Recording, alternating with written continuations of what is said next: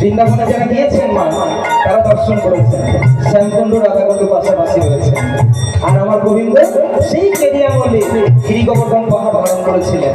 সেই গিরি গোবর্ধন মায়েরা হয়তো এগুলো পরিক্রমাও করেছে, তাই না?